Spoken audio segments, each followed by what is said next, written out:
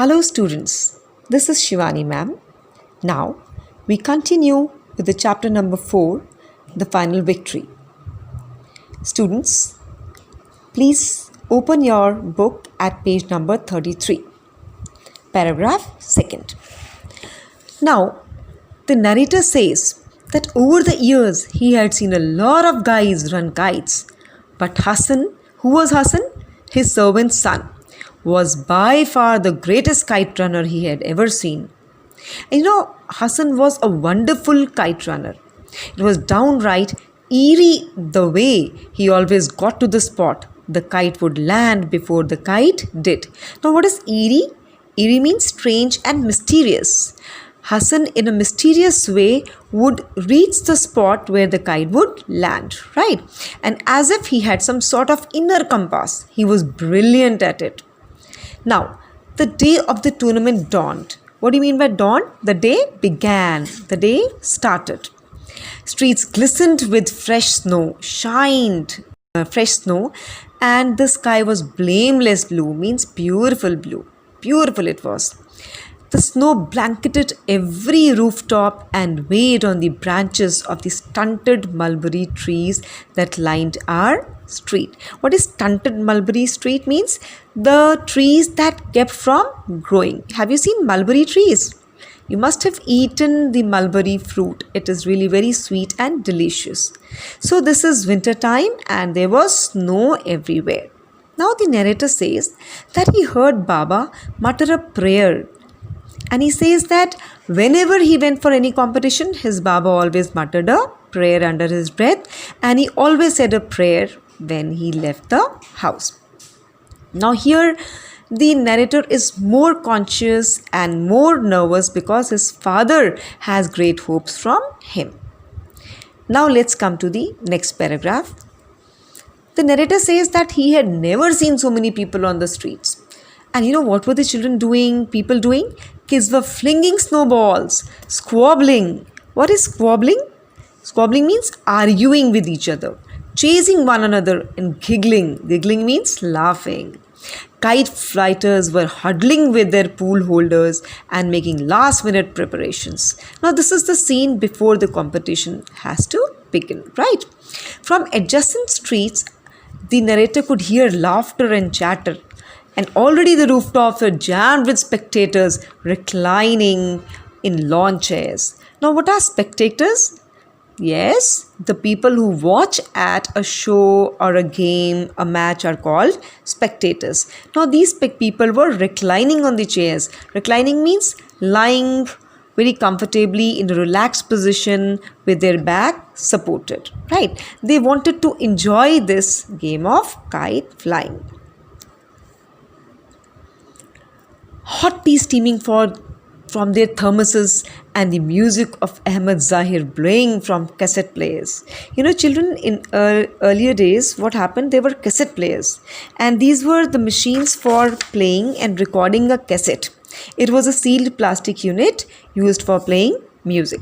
So they were playing cassettes. And this boy says that he turned his gaze to his rooftop and he found his Baba and Rahim Khan sitting on a bench. They both were dressed in woolen sweaters and sipping tea. Narrator's Baba waved, and the narrator says that he couldn't tell if he was waving at him or Hassan because they were the two boys, right? Now Hassan said that they should get started. Hassan wore black rubber snow boots and a bright green chappan. What is chappan? It is actually a coat worn over clothes, usually during winters. He was wearing it over a thick sweater and a faded corduroy pants. Corduroy also is a dress material. You must have seen corduroy trousers.